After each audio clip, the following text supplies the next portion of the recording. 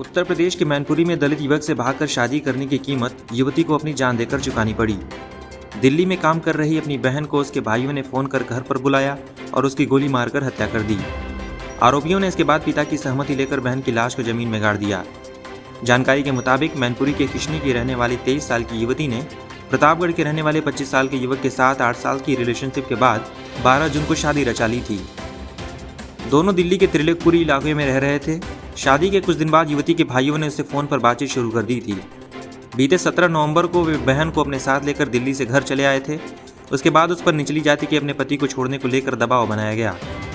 2 दिनों तक बातचीत का सिलसिला चला, लेकिन रोशनी वापस जाने की जिद पर अड़ी रही, जिसके बाद मारपीट करने के बाद उसके सीने में गोली मार दी गई। आरोपियों ने अपने पिता की तरफ से सहमति के बाद शव को खेत में गाड़ दिया। पुलिस ने शव को निकाल लिया है और मामले में FIR दर्ज कर एक आरोपी की गिरफ्तारी कर ली है। 2 आरोपी अभी भी फरार हैं। केंद्रीय कृषि कानून के विरोध में चल रहा किसानों का आंदोलन और तेज होने लगा है। भारतीय किसान यूनियन ने 12 दिसंबर को वेस्ट यूपी के तमाम टोल प्लाजा को फ्री कर देने के साथ ही वहां प्रदर्शन करने का ऐलान किया है। यूनियन के अध्यक्ष राकेश टिकैत ने सभी टोल प्लाजा सुबह 10 बजे से फ्री कराने की बात कही है। राकेश टिकैत ने कहा है कि पूरे देश में किसान अपनी मांगों को लेकर उग्र हैं और इसी क्रम में वेस्ट यूपी के सारे प्लाजा फ्री हो जाएंगे, जो कि एक सांकेतिक प्रदर्शन है। उन्होंने कहा कि साल 1967 में जो टीचर का वेतन था उसमें जिस दर से बढ़ोतरी हुई है उसी दर से किसान की आय में भी इजाफा होना चाहिए। सारे किसान संगठनों की यही मांग है कि कृषि बिल को वापस लिया जाए और किसानों के 1967 के आधार पर ही वह तमाम फायदे मिलें जो बाकी सेक्टर के लोगों को मिली है, अन्यथा यह आंदोलन जारी रहेगा।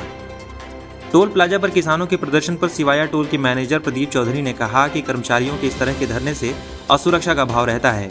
इस बाबत उन्होंने national highway authority of India को अवगत करा दिया है। उनके प्रोजेक्ट मैनेजर ने लोकल प्रशासन से पर्याप्त सुरक्षा मुहैया कराने की बात कही है।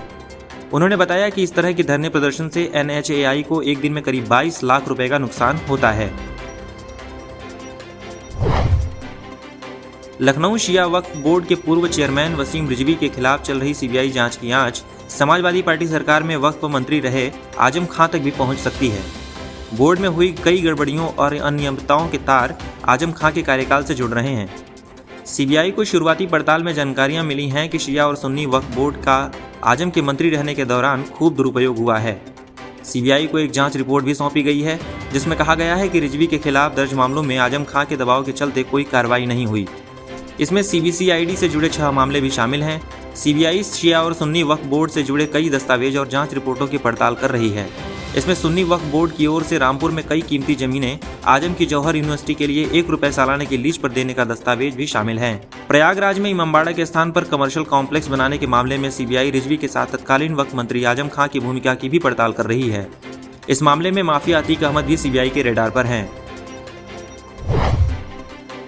सर्दी बढ़ने पर कोरोना संक्रमण भी बढ़ने के कयास लगाए जा रहे थे, लेकिन इसका संक्रमण पर असर नहीं दिख रहा है। उल्टा सर्दी बढ़ने के साथ ही लखनऊ में मरीज और घटने शुरू हो गए हैं। नवंबर के अंतिम 10 दिनों के मुकाबले दिसंबर के पहले 10 दिनों में 29% कम मरीज मिले हैं। वहीं प्रदेश में भी मरीजों की संख्या 20% कम हुई है। राजधानी लखनऊ में 21 नवंबर से 30 नवंबर के बीच औसतन 320 मरीज प्रतिदिन चिन्हित हुए थे। इसके मुकाबले दिसंबर के पहले 10 दिनों में महज 230 मरीज प्रतिदिन ही चिन्हित हुए हैं।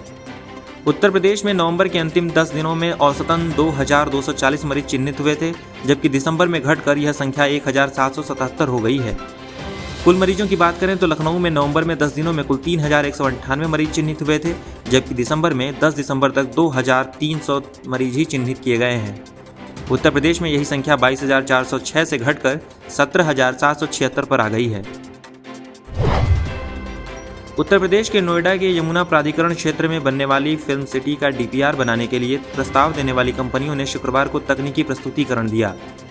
DPR बनाने वाली कंपनी का सोमवार को चयन किया जाएगा। यमुना प्राधिकरण के सेक्टर 21 में 1000 एकड़ जमीन पर फिल्म सिटी बननी है।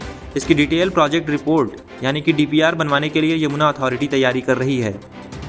इसके लिए प्राधिकरण ने निविदाएं निकाली थीं। 4 कंपनियों ने DPR बनाने के लिए प्रस्ताव दिया है।